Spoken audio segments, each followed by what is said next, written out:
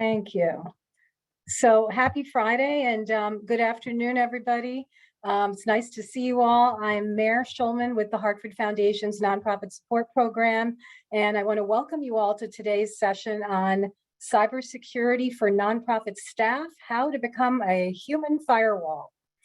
So while today's session is aimed at any and all staff at your organizations, I did want you to know that we will be offering another cybersecurity session aimed specifically at IT staff at your organizations on December 17th from 1 to 2:30 p.m. And Betsy is posting the registration link for that December 17th session in the chat. So if you have folks that are IT staff or accidental techies, as we call them, please feel free to pass this along and have them register for that session. I always say that Zoom sessions are a team sport. So special thanks as always to my terrific NSP colleagues, Betsy Johnson and Monica Kelly, for all of their behind the scenes assistance and great teamwork in planning for and managing the logistics for today's session. And since it's a question that always comes up, we will be sharing the session recording as well as the slides with all of you following today's session. Betsy will also be posting the survey for the session in the chat towards the end. And she'll also be sending you the survey immediately following the session in an email. It's the only price of admission, and we really do value your feedback. So please do take a few minutes and fill out that survey. Our presenter today has agreed to take questions throughout his presentation. So we encourage you to use the chat to enter your questions at any point. And since we're a relatively small group today, please take advantage of that. We encourage you to ask all the questions you have. Our presenter has agreed to take questions throughout the session and also at the end of his presentation. I will say we don't regard any question, especially on this topic, as a dumb question. And usually the question you ask is also on other people's minds, so do ask away. Just enter your questions in the chat and I will monitor the chat and share the questions with our presenter. So I'm delighted that our presenter today is Matt Eshelman, who is Chief Technology Officer at Community IT. And he's a frequent speaker on cybersecurity for organizations around the country. So I will turn the program over to Matt, who will tell you a little bit more about himself and also about Community IT. Great. Well, thank you, Mara. It's great to be here with you on this Friday afternoon, and looking forward to talking a little bit about cybersecurity and focused on what you can do to protect yourself. So a little bit about Community IT. So we are a 100% employee-owned company, and we have a staff of about 38 individuals. We're based in Washington, D.C., although in this COVID world, we support organizations all over the place. And so we help nonprofit organizations advance their mission through the effective use of technology. So we support about 140 different nonprofit organizations with their IT infrastructure needs, and we're a team of technology experts, and we've been consistently named one of the top MSPs from Channel Futures, and we've received that award here again in 2021.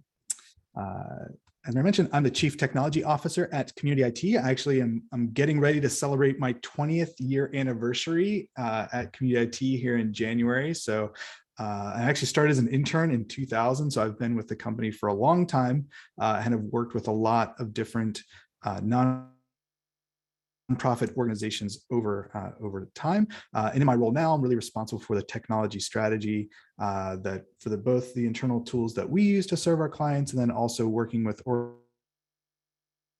organizations to help them develop their technology strategy and roadmaps and be secure with their organizations and the data that they have. So today, this course is going to this session, we're really going to talk about things that individuals can do. So this should be applicable to everybody, whether you've got larger IT responsibilities at your organization or just interested in protecting, learning how to protect your own systems a little bit more. In 2 weeks, we'll have the session that'll be focused a little bit more on if you have an IT management role or IT operations role in your organization, to kind of learn what you can do or learn some additional techniques to protect your IT systems, from the organizational perspective. This is really geared towards what you can do as an individual. So we'll be talking a little bit about the cybersecurity landscape that we all are living and operating into. The bulk of the content that we'll talk about today is really around this concept of human firewall, which is maybe a new one or interesting one for you all to hear. But it really talks about, what are the steps that you can take to protect your data and information as an individual. And then we'll really focus on putting it into action. I'm a really big believer in having practical things that you can do and take away, right? Cybersecurity, there's lots of kind of big and scary topics that are out there, but there's also kind of very, real, easy, and obtainable steps that you can take to make sure that your account and your data is secured. And as Mara said, I'm very happy to take questions as we go along. So please feel free to chat them in, and we can take those questions as they come up on the slide that represents that. We also have, we'll have some time at the end for some Q&A as well, but I definitely encourage you to chat those questions in as we go along. So let's talk a little bit about this cybersecurity landscape and kind of what are we working with. And what we see, I mentioned we're a managed service provider, and we work with about 5,000, or we support about 140 organizations, which represents about 5,000 or 5,500 staff at nonprofit organizations. And what we see is that there are persistent and ongoing brute force attacks on your digital identity. And what I mean by that is really, if you can log into something on the web, it means that the bad guys are trying to do that as well. And so the systems that we have that kind of monitor that, we see that there's kind of ongoing attacks all the time with bad guys trying to log into people's accounts. And so that's something that we're aware of. We also see that there's, sophisticated spear phishing. There's also not so sophisticated spear phishing, but that's whenever you may receive a message or an email that looks like it's coming from, maybe your executive director, maybe the finance director, the HR person that's asking you to do something as kind of a call to action. They want you to kind of do something. And that's really designed to trick you into taking some action that you may not want to take otherwise. So we really have seen a huge spike in those types of attacks, from when we started really investigating this a couple of years ago. We also see organizations targeted because of the work that they do. So specifically, we work in kind of the DC metro. A lot of our clients are working on policy and think tanks, and they're really heavily targeted by some foreign state actors. And we can see that there's a high level and a high degree of sophistication of attack. So if you're doing kind of policy work, those organizations can kind of come under attack. If you're working in areas of kind of democracy or good governance, those can come under increasing attack as well. So again, we see organizations targeted because of the work that they do. And then we also see attacks targeting vendors like us, a managed service provider. Again, if you work with a managed service provider to help provide your IT services, they're under attack as well. And so, all these different elements are trends that we're seeing in the kind of the cyber landscape. It's not all necessarily bad and scary. The good news is that there's lots of security tools that are available to help protect and combat a lot of these threats.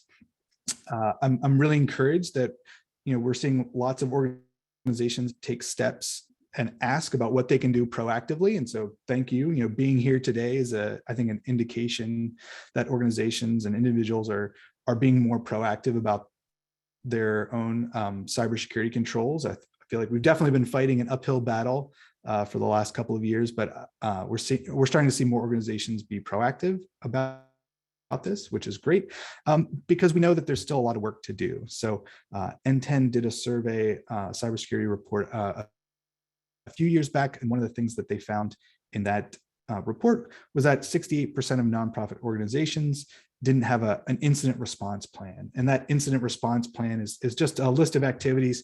What happens when our organization does get compromised? What happens when our database gets broken into, our website gets hacked? What do we do? So 68% of nonprofit organizations didn't have that in place. And we also know that cybersecurity and cyber incidents is something that doesn't just affect big organizations or governments, but it's something that also impacts small organizations as well. And the industry research says that a cybersecurity breach at an organization can cost an average of $149,000, and that's kind of direct expenses related to responding to that breach. So it can be, in addition to be kind of damaging and frustrating, and it can also represent a financial impact to the organizations. So I'd love, I've got a good group here. I'd love to get a poll question just to see how confident you feel with your knowledge about cybersecurity, to see where folks are at, and then we'll share the results here. So if you have a chance, go ahead and chat in.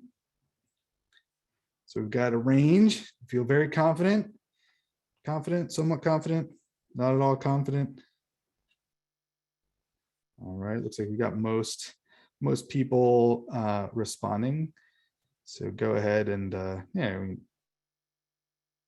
that share the results. Yeah, so it looks like most folks are in that somewhat confident category, and with a little bit of a bell curve there with confident, not at all confident. So hopefully, I think you find something.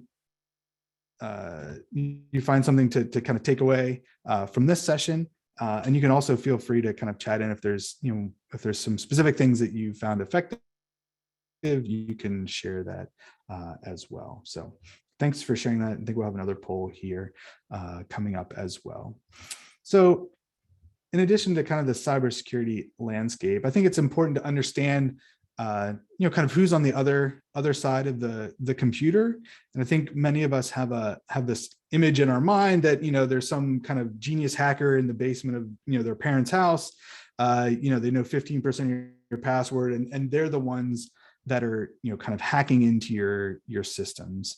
And while that may be true to some extent, we're actually seeing that kind of in the cyber world, this is financially motivated in large part. It's state sponsored. So again, and so the representations that we have here, so we've got Fancy Bear, which is some iconography that was developed by a cybersecurity vendor called CrowdStrike to kind of help track and identify all these different threat actors. So Fancy Bear is the name given to the entity from Russia that has been associated with the DNC hack a number of years ago, and kind of has continued to launch cyber attacks against U.S. Interests.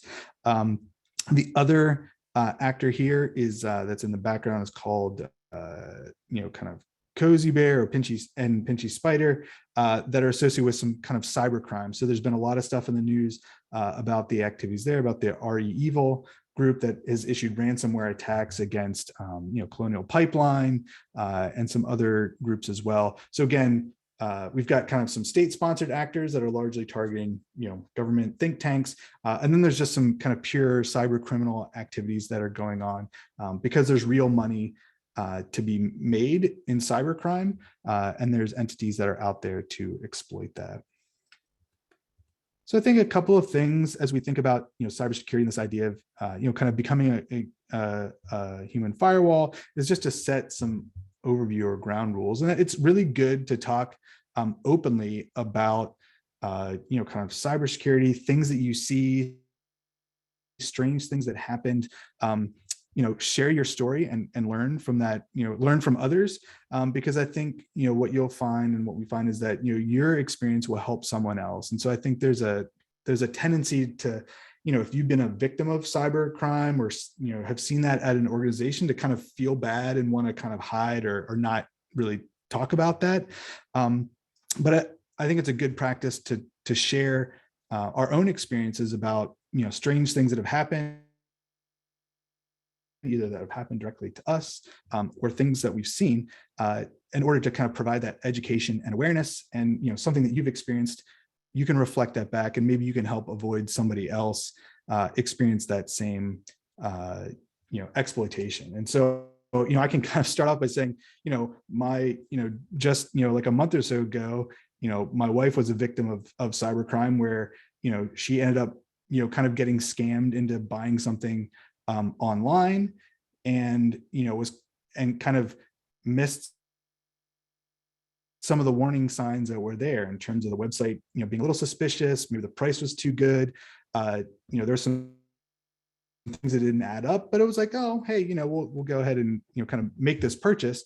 And so so we were out whatever $75 for a purchase that just never appeared, and we're able to go through and get it all refunded. But again, that's an example of kind of financially motivated cybercrime. And kind of talking about that, sharing it with your friends, you're like, oh, I saw that ad too, can be a way to help somebody else avoid being victimized in the same way that you are. The other thing I think it's good to talk about is that many organizations or many individuals at organizations kind of think about, well, hey, like, I'm not really a target. Like, I don't have anything that's worth stealing, or I don't have anything that any of the bad guys are going to want. But I think particularly for nonprofit, organizations at nonprofits and charities, you can be what's called part of a supply chain attack. And so you may not have the same robust cybersecurity protections and controls in place for yourself or for your organization that maybe larger organizations have. And so you could be considered soft targets, where they, an adversary could get access to you, and then through that gain access to information maybe about your donors, your board members, other partner organizations that you work with. And so even though you may not think of yourself as a target because you're not a huge organization or have access to lots of resources, but the fact is that those bad guys can kind of get in, exploit you, and then kind of move to the next thing. So it's important. Cybersecurity is one of those things where everybody needs to be a participant and kind of take those steps to protect themselves, so that they don't then lead to other organizations as well. I'm getting all right. I'm gonna just check my connection here, making sure that that's okay. All right, I'll keep going. If there's other issues, just please let me know. So I'm going to talk about some specific examples of the most common attacks that we see facing organizations, and that's really email phishing, malware, and some social engineering attacks. So let's go ahead and do another poll here and see how many folks on the session have experienced either phishing attack, virus, malware, ransomware, or social engineering. And it could be all of the above.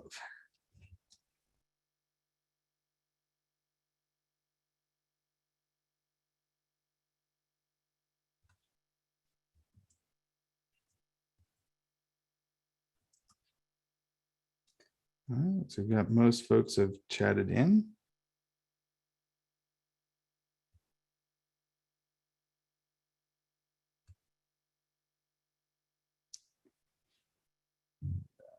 Yeah, so I'm seeing the results come in, and it does look like, this kind of lines up, with what we see as an organization. So I'll just say that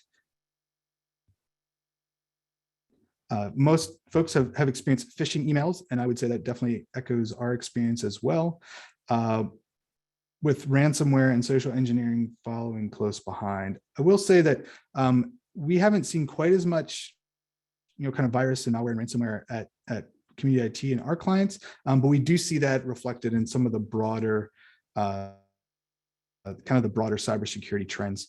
And I think there's a lot of financial motivation behind that as well. So many of these things start with phishing, and so I wanted to talk through some different common attempts and some tips and tricks that you can use to really verify that a message is who it's supposed to be from, and some other other information as well. So this is a pretty common example where we've got an invoice here. You can see this was sent to me. we buy a lot of stuff at Community IT. I don't know this vendor specifically, but there's certainly a view that invoice button. But whenever you click over it or hover over it with your mouse, then the link is revealed. So in this case, instead of it being from online invoices, it's coming from corpcatererscleveland.com, and then has a really strange and long result there, which again is a clue to that this email is not exactly what it appears to be from. So there's a couple clues here. We have in the message bar that it's from your invoice, but it's at Meds Direct Inc. And then the invoice comes from yet a different email address. So just taking a little bit of time to take a look at who the message is from and where the link is taking you to by hovering over any links is a good way to double check that a message is indeed coming from where it's supposed to be coming from. We call those things some red flags. So here we have another sample of messages where the email preview, where we see it's from alerts at devices-wellsfargo.com. There's a generic message, so it's dear customer instead of being addressed to you. You think if your bank would send you a message, they would know who you are. And then there's also a call to action, right? There's often some information that kind of creates a sense of urgency and then gives you something to do. So in this case, it's, hey, there's a new device detected, it's generic, go ahead and click to confirm. So all of those are the red flags that you want to look for whenever you're analyzing or reviewing an email. Does it come from an email address that kind of makes sense? Or is there some little variation with the message? Is there specific information about you? Again, I think this is something also to be aware of. Many of us do a really good job of putting our bios and corporate structure, organizational structure up on on the website, and so we know who the finance director is, who the operations people are. All of that information is kind of public knowledge, and so that can be used by these folks to issue these phishing campaigns. So again, but looking at those red flags as a way to identify, does a message come from somewhere that you are expecting, and then are there any unusual kind of call to actions or generic information about there? The other thing that you can use to check, because the email spoofing can be very well done, is to actually click reply. So in this case, you can see in the message that it's from a Joseph Weaver and has an email address, but whenever I reply, a different email address appears. So in the email world, this information is actually relatively easy to spoof. So you can make up a fake name and put it as the from field, but it is very hard to fake what's called the reply to address. And so even if you get a message that appears to be from your executive director or from your organization, if you click reply, then it becomes very apparent that you would potentially have a different name. So that's another tool or technique that you can use to identify, is this message really coming from my executive director, or is it spoofed and a fake message? So when thinking about phishing, there's a couple of steps to take. Again, so just look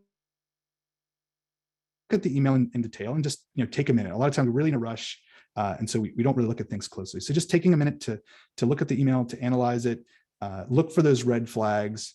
Is it from a domain that I'm expecting or that makes sense? Is there an urgent call to action? Is there some link for me to take action? Those are all steps that you can take to look for red flags. And I think if you still have questions, this is a great example of, the ounce of prevention is worth a pound of cure. And so if you can forward that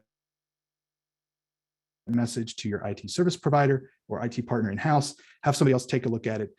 It's much, much better to get that second opinion and not click on something than click on something and then ask if you should have done it after the fact. So, so for those phishing emails, take a look at the message, look for those red flags, and if you have any questions, ask somebody else is a great way to help avoid getting kind of tricked in the first place. So whenever we're talking about malware, so that would be kind of malicious software, viruses, ransomware, all kind of falls under this category. It typically comes in across in a couple of different ways. The most common being email attachments. There's a technique called malvertising, and then it can also be spread through networks if you're in an office environment. So when we take a look at what that could look like for coming in through email, it would look something like this, where you would have a message sent to you with an attachment, and then also potentially a malicious link. So in this case, we have an invoice with a .7z extension. Kind of a strange thing to be receiving an invoice, and then also a link to access something online. So again, I do think that many email systems are doing a good job of kind of stripping out some of this information, but it could be that you're getting that those messages are getting through. No system is technically perfect, but this could be something to take a look at. So 7-zip attachments, again, unusual. And so that would be something that would throw up a red flag to ignore that, delete it, especially if you're not expecting it. You may also get a Word document or something that has an attachment that uses a macro. And so macros are ways that you can automate things within Word or Excel documents, but it's also ways that bad guys are able to run malicious code on your computer. And so in this case, we see those kind of that kind of confidence scam where they're kind of tricking you into clicking on something. So we've got to enable the macro. It's a secure invoice, payments overdue, creating that sense of urgency. And all you need to do is click enable content to decrypt the file, and then you'll be able to access the information. So again, lots of red flags here, that urgent call to action, urging you to enable content. And then, they even say the file is 100% virus free. So they've taken those steps to try to, lure you into taking an action to allow them to execute malicious content on your computer. So again, the best solution, to just delete it. This is an example of what's called malvertising or malicious advertising. And so this is something that's a little bit of a newer technique, and it injects malicious code within these digital ads. And so this is something that's a little bit more difficult to detect, right? With phishing emails or even with malicious attachments, it's kind of easier to detect. Malvertising is tricky because you're just going to a website and those ads are being injected into the website by third-party providers. And so they can also be served through legitimate advertising networks. And because ads are displayed to all website visitors, every person that interacts with it, is at risk of infection. So here we see an example of malvertising, which is where the crypto virus was delivered through a program called Flash. So again, this is a little bit dated in that they've deprecated that Flash platform, but there are newer techniques that are using kind of other scripting languages in order to get access to your computer. So so kind of this malvertising technique where they're creating specially crafted ads that are delivered through existing networks to provide malicious content. And again, we got this call to action, $100 in free ads. Sounds good. Click on it, and it's really hard to distinguish that just on your own. I think in the same kind of vein, we're seeing lots of things that would be kind of in the category of pop-up ads that would show up on your phone, on your computer, where suddenly you open up a web page, and then the attackers would use those pop-ups for malware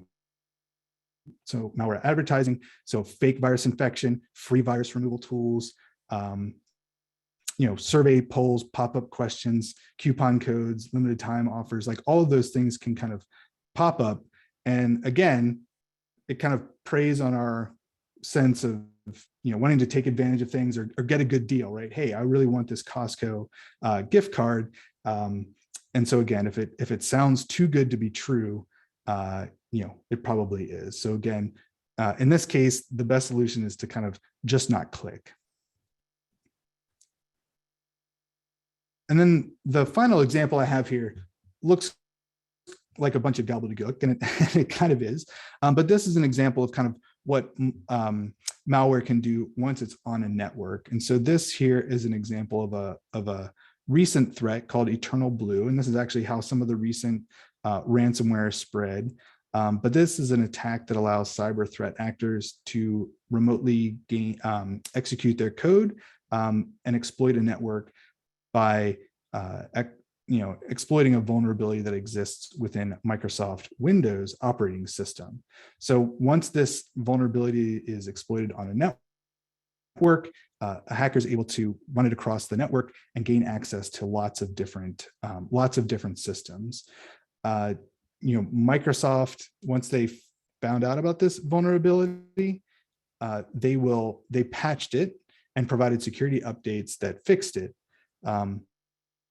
But in order to be protected against it, organizations need to make sure that they have a good and regular patching system in place to respond to these issues. And so that takes us to, the takeaways that I would have, for yourself to kind of protect against these kind of malware threats. And again, this is something that you can do as an individual. If you're an organization, you could check with the folks at your organization to make sure that these things are in place. And so number one is just to have antivirus and web filtering in place. So we recommend both. So antivirus can protect against some of that malicious software from executing.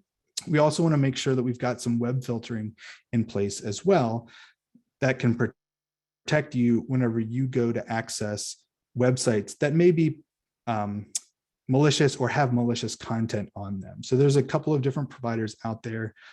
We use a tool called Cisco Umbrella that can provide secure and help provide security filtering on websites. So having some technology tools in place, again, we're really talking about some multiple layers of protection, and those are two good ones to have. The second one, particularly around the malware advertising or kind of those pop-up schemes, is really think before you click or call. We get these from time to time where somebody's computer all of a sudden has a pop-up that says, your computer's infected, call this number now. And so just taking a moment to kind of not react to that or not call is help protect you from being exploited in that case. So again, you can look at that, see if it makes sense, try to close out of the application, or even simply restart your computer. And oftentimes those messages will go away. And then the final piece to protect against malware is to simply make sure that your systems are being updated. So as identified with that Eternal Blue vulnerability, Microsoft patched it, provided that out to all systems, but you had to install the update. So make sure that you are patching and updating your own computers to make sure that you've got those most recent security patches available, because the virus writers are really, they're writing for exploits that have already been disclosed. And so if you can keep your system patched and up to date, then that closes the door for a lot of those situations. And then the final area we really want to talk about is some of those social engineering attacks that are kind of confidence schemes that exploit trust that you may have, and also kind of generate that sense of urgency. So I think judging by the number of folks that said that they received phishing emails, you probably were taken to maybe a website like this. You got an email, click on this link, I need to share a file with you. And then you're taken to a site, maybe it's even more well done than this, where you're prompted to type in your email address and password to get access to it. So again, we have this link that looks like it's for Dropbox, and you enter in your credentials. But whenever we take a closer look, at the address bar, we're not actually at dropbox.com, we're at landmarks.com.mx. So again, we're taken to a place, this is hard to spoof, this actual address. it's really easy to make a website that looks like something else, but it's very hard to kind of create or have access to the actual organization's domain. So again, just be aware of where you're clicking, and you shouldn't be prompted to put in your password for those kind of document sharing sites. So again, those are some tips to look at whenever you are taken to those links to access some shared files.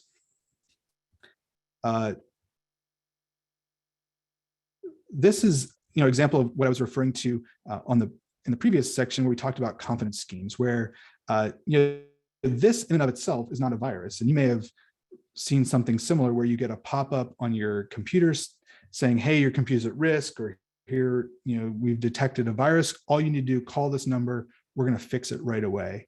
And so here we can see that they got that number, they called, and then the user connected to somebody using log me in, and then they fixed it after paying a fee. And so there was never any problem in the first place. All they were doing is responding or getting tricked into responding to what this is like a very scary message. So again, instead of clicking on the link or calling the number, simply closing out that window or that application, restarting the computer, talking to somebody else would be a good step to take. Matt, there is a question in the chat from Anne saying, could you comment on voicemails arriving in your email box? Yes, thanks for raising that. So I would kind of put that in the same category as those phishing messages, because again, it creates that sense of urgency. And even myself, I know that we don't have a voicemail system that sends emails. It kind of always creates that like, oh, I need to check this message and be responsive.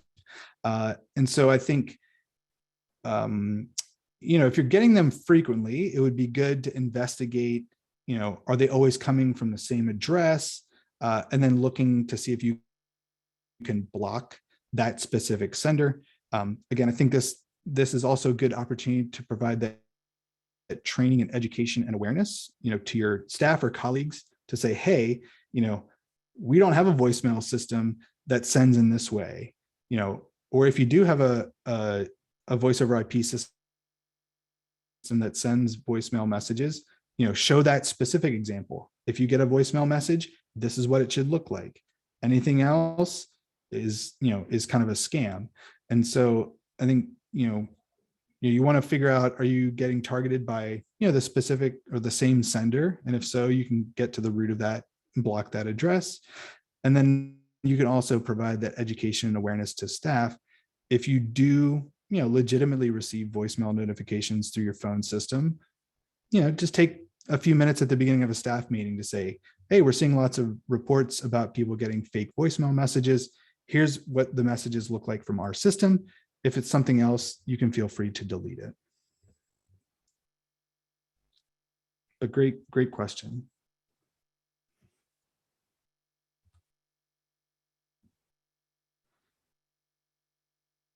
Oh, and then your question about text security concerns. I don't have that in here. I think we see that to some extent. I think at this point, it seems, more annoying than like a real security risk. And so I would kind of lump, the texting based attacks, or the, even phone calls that you get, from the IRS that say they're going to put you in jail if you don't, call them back immediately. I think those, from my perspective, kind of fall in the annoying category rather than, representing real meaningful security risks, to organizations. I think that certainly may change, but for right now, I think they're easy to ignore and block. And I think unfortunately, there's also very, very little that can be done, for individuals to kind of block those things before they came. I was actually just looking at the FTC website has some resources around, spoofing calling, and they're proactively taking steps to, target these providers or these, entities that are sending out billions of calls to kind of shut them down. But it's a game of whack-a-mole for them. So I think from my perspective, they're relatively easy to identify and also relatively easy to ignore. But yeah, I'd be curious to hear, from other folks here, have you gotten, any good, in quotes, text message based scams or direct phone calls that, were really, really surprising. So just to kind of wrap up the social engineering style attacks, again, we see a couple of different categories. And again, nobody's writing sophisticated virus software that's evading antivirus and all these security tools. They're using confidence schemes to trick you into installing software. They're tricking you into giving away your password. Again, sending you to that link, just type in your email and password to get access to this document. Or they're tricking you into calling for support. And that support provider would be glad to take your credit card, remotely connect to your computer to solve the problem. So again, be aware of those social engineering attacks that are, they're not technical at all. They're just really exploiting the trust that we put in other people in order to kind of extract data or information from us. So community IT, we really think about cybersecurity having a foundation in policy, and then building on that with security awareness training for staff and individuals, and then looking at the specific technology tools that we can put in place to protect an organization's data, your devices, your identity, the network perimeter, and the web, and then finally looking at tools. So we're really today kind of talking about this awareness piece right here that forms the foundation of good cybersecurity. And we've kind of talked about that as being, the human firewall. So again, recognizing that as individuals, we're all capable of learning and knowing and growing in our understanding of cybersecurity techniques and securing our information. And what we really see is that, cybersecurity really comes down to protecting two things. So it comes to protecting your device that you're using to access information, and then looking at protecting your digital identity. And kind of those two things together, lead to having good cybersecurity and good protections. So as I've talked about, you're capable, and this session, we're really talking about things that you can do as an individual for your own systems. And you're capable of protecting that information, which really first starts with understanding where you have data at. You can only protect information if you know where it is. It was interesting. I was talking with a client this morning, and we were just kind of going through. They were filling out their cyber liability insurance application, and they had to list, have you implemented multi-factor authentication? And we just started going down all the list of systems that their organization had data in, and it can be really extensive. So that first step is really understanding where do you as an individual, or where do you as an organization have that data. We're talking about updating and patching. It may sound pretty basic, but it's actually a really effective and core part of having a good cybersecurity program. Patching doesn't just mean patching the operating system of your computer, whether that's Windows or Mac. So we want to make sure that that is done. And for Windows computers, that means you should be installing updates and rebooting your computer at least monthly, if not more. So I reboot my computer every week. So that's a good technique because the reboots are important for making sure that updates are installed and completely. We want to also make sure that we're installing updates for third-party software that you have. And then there's also this category of installing updates on what's called system firmware. And so there can be vulnerabilities that exploit things at the operating system level, and there can also be things that exploit the computer at even a more fundamental level using drivers or what are called BIOS. And so if you've got so community IT, we manage a lot of Dells, and so we have an automated system that updates the BIOS and drivers on Dell computers. If you have a Dell computer, there's a built-in utility that you can use for that. Other hardware vendors have that as well. If you have a Lenovo, or HP, there are system utilities that you can use to run those. and that needs to be done a little bit less frequently. But it's really important that you're updating all of your devices and that you're updating them at least monthly. So again, your computer, your phone, your tablet, all those things should be updated on a regular basis. We also want to make sure that antivirus is in use. It's not 100% effective. In fact, some studies say it's only 40% effective, but in our multi-layered security model here, we want to make sure that that is in place. And 40% effective is better than 0. So this is something that has also changed a little bit. Microsoft is now including Microsoft Defender as part of their security tool that's built into Windows. Mac OS also has some built-in antivirus protection. They just need to make sure that it's updated and make sure that it's working as well. Kind of coming back to this idea of identifying the data you have is understanding the cloud systems. For many of us, we don't, there is no server in our office. We don't have a bunch of things in our house that that we're saving or storing to. Everything's in the cloud, which is great and convenient, but it also means that the bad guys can get access to that as well. So again, we talk about that system inventory. It's good to include all those cloud services. And the interesting thing about these cloud services is that they're then used to access other resources. So again, I have some links here that we'll share as part of the presentation that just have some links to kind of go through those cloud-based applications and check what other systems have access to it. The most common or most maybe popular example of this was the Cambridge Analytica tool, that was accessing all the data in your Facebook account.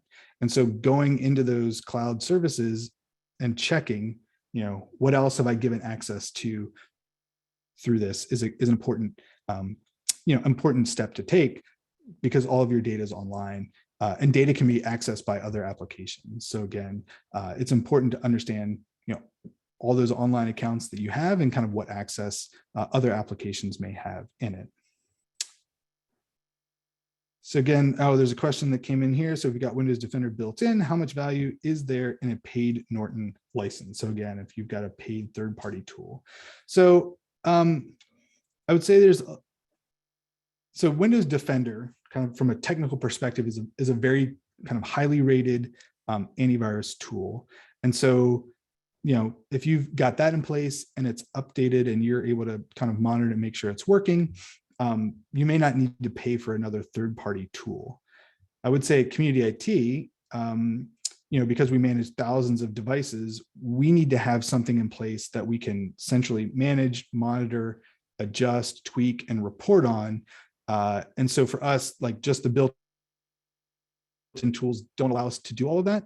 And so we need to have a third-party tool so that we can, again, make sure that it's deployed, make sure that it's working, make sure that it's up to date, and then we can make sure that if there's any adjustments, we're able to do that from a central location. Again, that may be a little bit different if it's just kind of you and you have your personal computer and you're able to kind of do all of those things.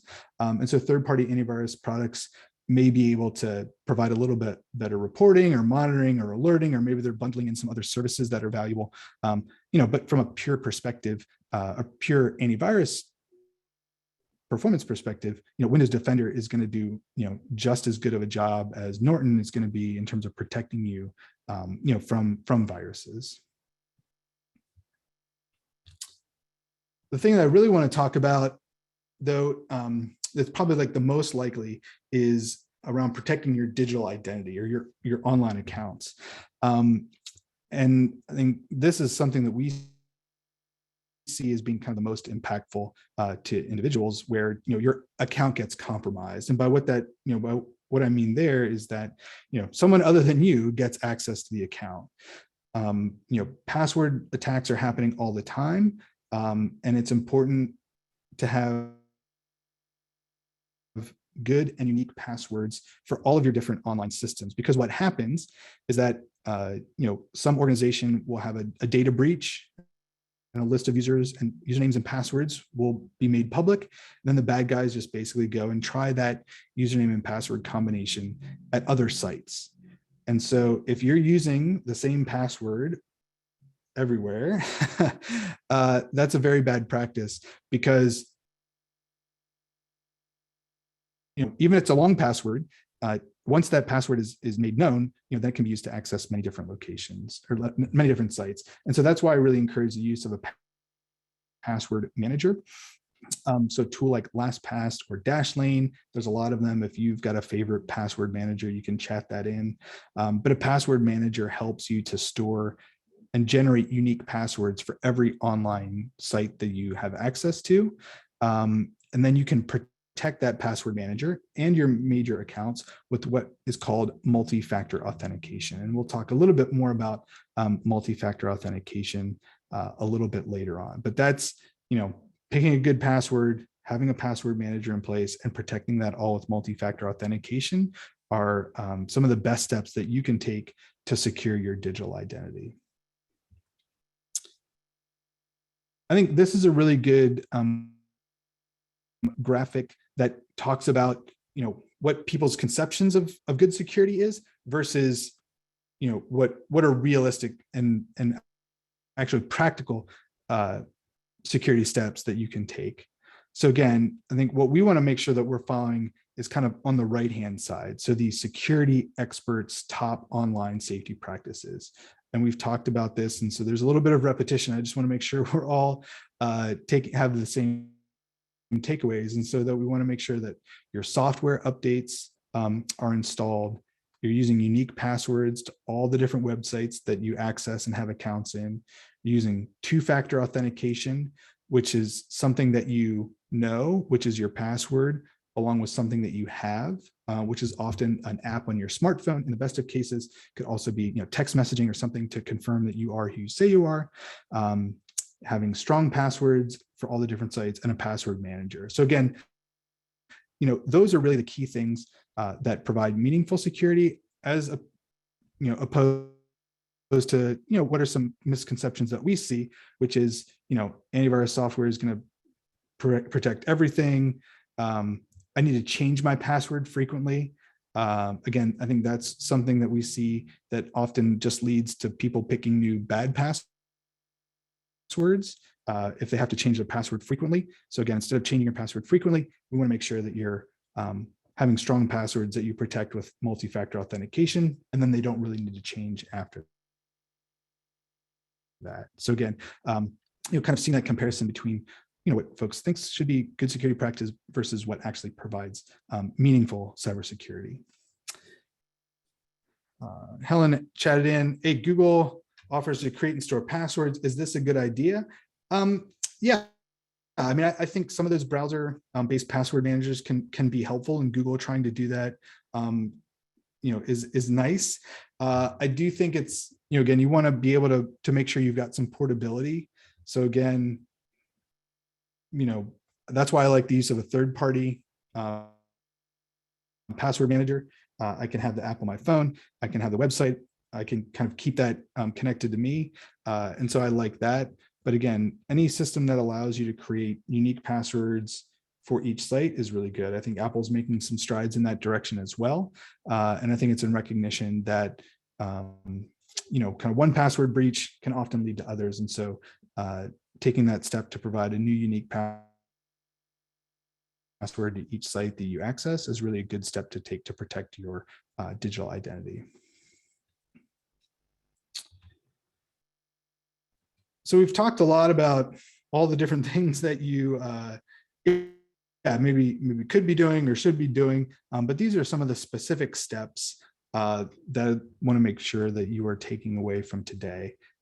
This presentation will also be made available, and so you can go through and check things off a list as well. But again, number one, we want to make sure that we've got data backed up. I know for organizations, they have resources, maybe they're backing up your corporate data and into third-party systems. But I think as individuals, you want to make sure that you've got your data backed up as well. It can be really devastating to have your computer with a virus or ransomware or something, and all your pictures gets corrupted, or all the documents that you have get lost. And so even as an individual, it's a good practice to make sure you've got that data backed up, whether you're using a third-party backup tool, like CrashPlan or Backblaze or whatever, or whether it's a matter of just backing things up on a thumb drive so that you have data that you manage on a system other than your primary one. That's absolutely critical. And in the IT world, it's not necessarily a question of if something bad is going to happen, but when. And so making sure that you've got your data in a way and in somewhere that you can get to it outside of your main system is a really important cybersecurity step. The number 2 step we've talked about is making sure that you've got your computer updates happening regularly. Again, reboot your computer with Mac and Windows. They're going to be installed many times automatically in the background, but you got to reboot your computer in order to make that finish. Ensure that you've got antivirus running on your system, whether they're using some of the built-in tools or whether you've purchased a third-party tool. It needs to be up to date and active in order to provide protection. It's a good idea to take an audit of your systems. Again, where all do you have data and what has access to those systems? And then finally, make sure that you've got strong passwords with multi-factor authentication for things that you're logging into online. So definitely your email and your file system, your social media accounts, all of those things, it's important to provide multi-factor authentication for. And many of the vendors and platforms are going to have that available as a free resource, a free add-on to do. So when we talk about the inventory of your systems, we're really talking about what files do you have on your desktop, your email, any cloud services, and particularly photos. Again, if your device is lost or stolen or compromised, ransomware, are you able to recover that data if you have to reformat and reinstall? The traditional guidance or backups is 2 locations, and you have control over it. So again, maybe that's a thumb drive that you put in your safety deposit box or even in your desk drawer. The key thing is you just want it off of your computer. So there's been lots of bad stories about people copying folders from one location to another location on their computer, or maybe they have a local network attached storage device that's in the same network. But then if there's a ransomware attack, that will impact the main systems, and maybe it's going to do some discovery on what's on the local network. So you really need to have something that's kind of off the network. That's why, for personal backups, those thumb drives can be a good resource because you can plug them in, copy them, disconnect it, and then you've got an offsite backup.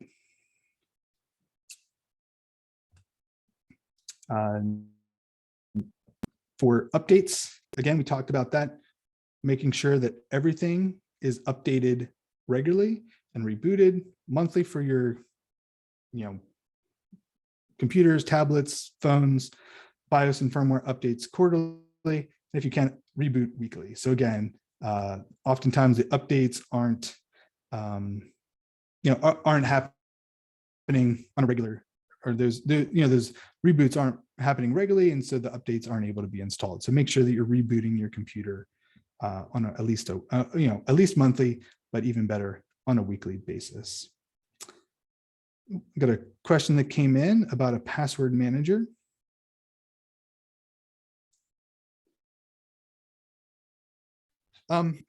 So again, what happens when you got somebody using a password manager and then they leave, either temporarily or even maybe they transition out?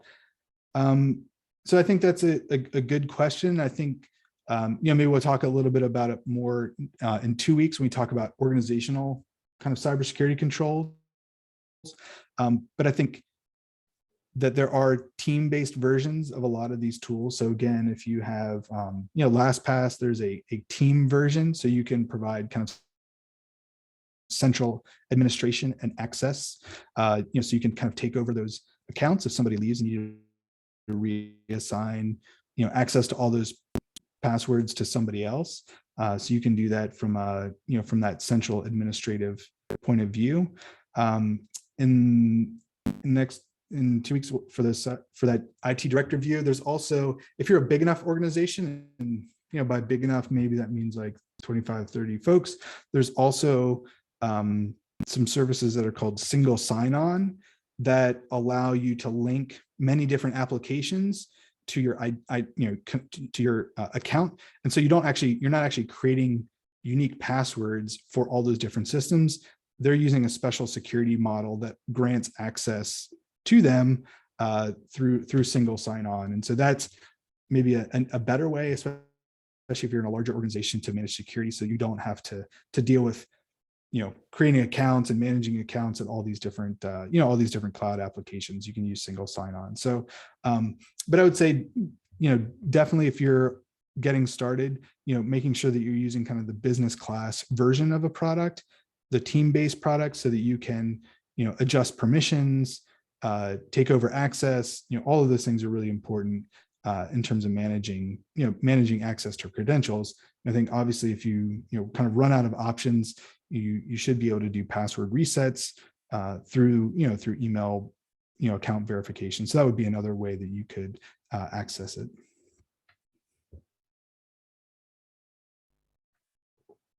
Matt, there was one other question in the chat before that one. What about cloud-based backup? Yes, that is a great question. So just because your data is in the cloud doesn't mean it's backed up in a way that you think it is or expect it is. So both Microsoft and Google, the two big providers, are going to provide some protection of data in the cloud through some versioning, what they call the recycle bin. But that is typically only providing, maybe 30 days of retention. So again, if you delete something, or if you have a staff person delete something intentionally or unintentionally, and then they leave, and you don't really find out about it until later, that data may be gone. So we really encourage the use of third-party backup tools of those cloud services, so that the data can be outside of Google and Microsoft, so that if you need to get it back, you're able to. That can also help meet your organization's compliance and retention requirements, because that's not going to be oftentimes met by the default protections that are in Microsoft and Google. So again, if you need to retain data for 7 years, obviously 30 days of protection is not going to do that. So I do think it's important to have third-party backups of your cloud data so that it meets your organization's requirements. And I would not assume that just because your data is in the cloud, that it's being backed up in a way that you think it is. So I think it's particularly important for, if you've got databases or kind of other data repositories, that you're pretty clear with the provider, like, what happens if I delete this file or this record?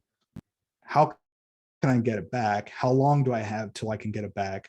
What protections do you have in place to ensure the integrity of that platform? So again, there's a couple of different questions that you need to ask. But yes, I would absolutely recommend that you've got third-party backups of your cloud data. Great question.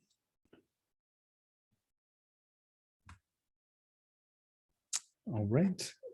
Again, some review and confirmation for antivirus. Again, if you've already got a third-party antivirus, I probably wouldn't change anything if you're buying a new computer.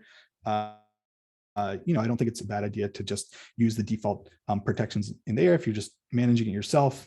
If you're obviously in an organization and they have some centralized management, the value beyond just the antivirus protection is to make sure that it's on, and then you can essentially manage it and change things if needed.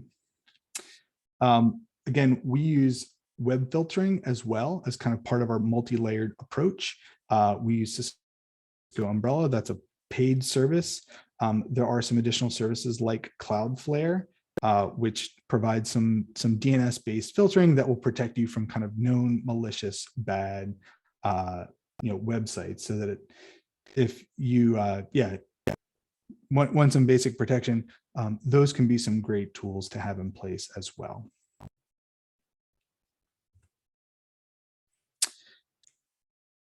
On the managing the accounts, and talking a little bit more about the password manager, again, there's a couple of different tools that are out there. I know, personally, I use LastPass. I think it works really well. I know Dashlane is available as a discount or donation through TechSoup, so that may be something to take a look at. So having a tool in place to manage all those online accounts is really important. We have so many accounts, every website you go to, you need to create an account, and there's such an appeal to just be like, use the same password over and over again because it's easy to remember. But it does become problematic when that site has a compromise, and then that could lead to some issues for other sites as well. I just have some information here about picking a good password. Again, passphrase maybe is a better frame of reference for that. There was some recent research actually from Microsoft that said in all of the attacks that they've observed, 90% of them were on passwords that were less than or 8 characters and less. So again, if you can create a password that's 10 or 12 characters long, that's easy for you to remember, you're going to avoid a lot of those brute force attacks, where you just got short passwords. So again, pick a good password. There's a couple of good guides for that.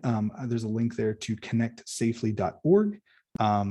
You can also check, there's a website called Have I Been Pwned, where you can actually put in your email address, and it'll tell you if there have been password breaches associated with that email account. You can also put your password in there, and it will tell you if that password is in its list of known passwords associated with data breaches. So again, those are some good resources, I think, just to kind of explore, some good techniques to choose for password creation, and then to see if there's been anything associated with your password. And then finally, I have some links here we'll make available for enabling multi-factor authentication. Again, this is something that you can do individually, but it's also, we'll talk a little bit more about this in the 201 or just for IT directors, how to enable this for your organization. So both Office 365 and Google Workspace have MFA enrollment guides that are pretty straightforward to follow. And I've really found that this process has gone a lot quicker in general over the years as people become more and more familiar with this. Having multi-factor authentication for their bank or for other accounts, it's a really common technique that we're seeing in more and more places. We know that multi-factor authentication is really effective. And so this is research from Google's Project Zero. And so we can see that the on-device prompt, where you respond to a notification on your phone through the Authenticator app, is extremely effective against the automated bot and the bulk phishing attacks that we see most nonprofit organizations targeted by. So again, you can do text-based multi-factor authentication. If you're going to go through the hassle, you might as well set it up to get the best protection. And so that's why our documentation guides do include information on how to set up the app-based protection. I'm kind of curious, I don't have a poll for this, but if you could chat in if you've already implemented multi-factor authentication for yourself or at your organization, I'd be curious to know that. And was it hard to do, or was it pretty easy?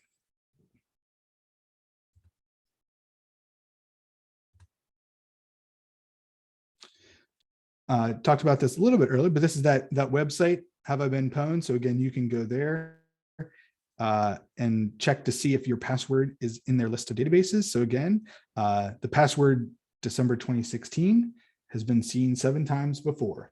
So again, that's already in a password breach. And so it's just kind of a fun thing. If you want to go, you could see how many times password has been used as password. But there's this is basically an aggregated database of all the known data breaches. And this guy,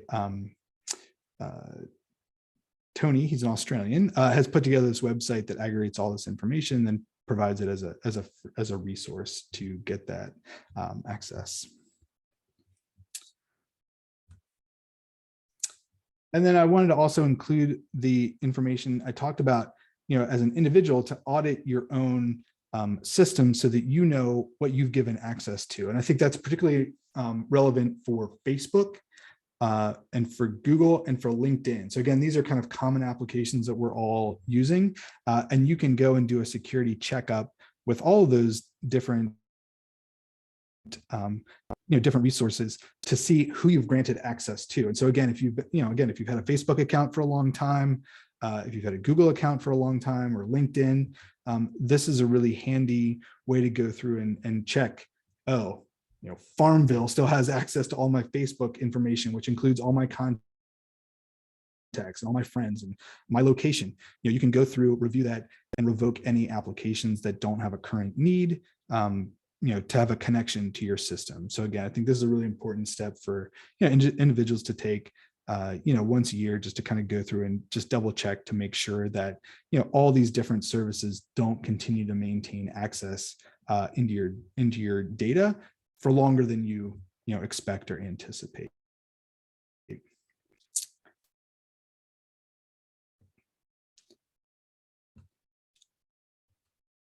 So thanks for the folks that are chatting in about their MFA experience, but it sounds like they've done it, but it did take a lot of work. So thanks for sharing that. And I can assure you it will be well worth it. I will say, so we support, like I said, about 5,500 nonprofit staff.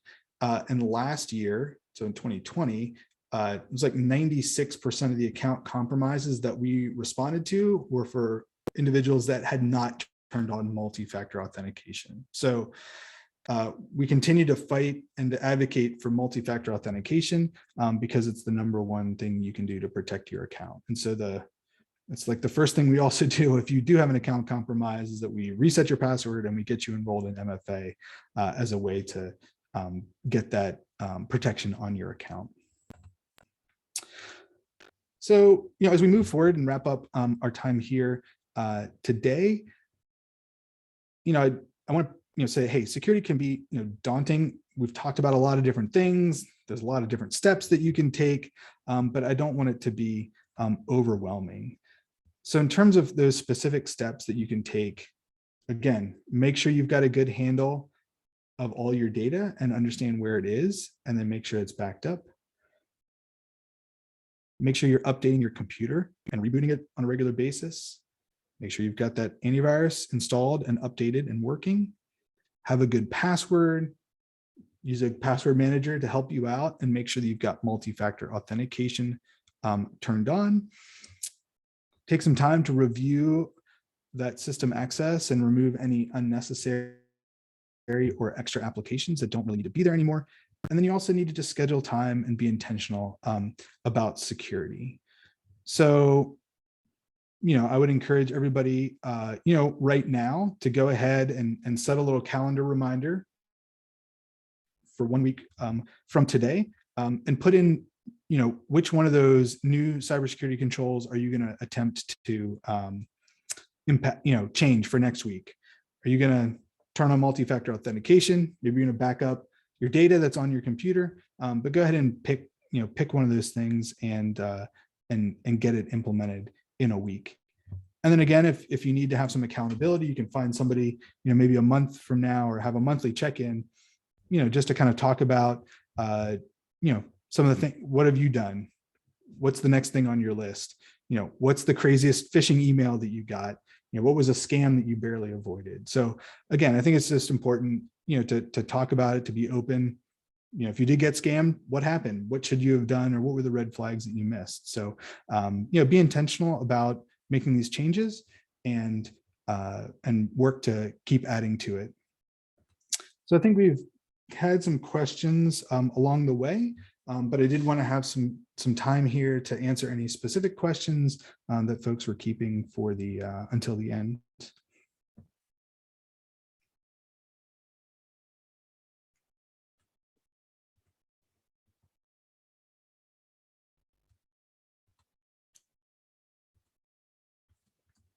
I'm gonna, as we're waiting here, I'll just go ahead and include my email address.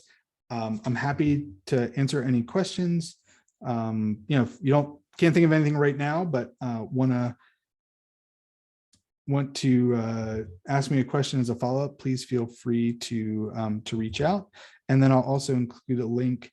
So at Community IT, we have a lot of resources that we make available for free, from webinars to white papers and different tech tips and guides. And so I'd encourage you to check out our website.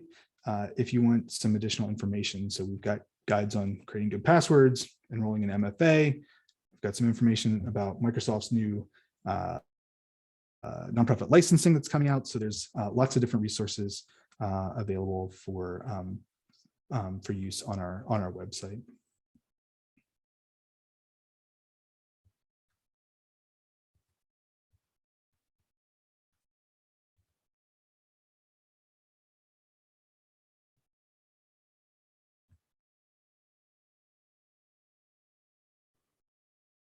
Any final questions, anyone? Going once? Okay, well then I'll just dive in, Matt, and thank you so much for today's session. Really, really appreciate your being here with us. Also, just a reminder to everyone, Matt will be back on December 17th, same time, 1 to 2:30. Betsy just posted the link in the chat. That session is for your IT managers, so please feel free to share that with them and have them attend. Betsy also posted the survey link in the chat, and we'll email it to you afterwards. So please do take a few minutes, fill out that survey. It's very important to us. And thanks, everyone. Have a great weekend.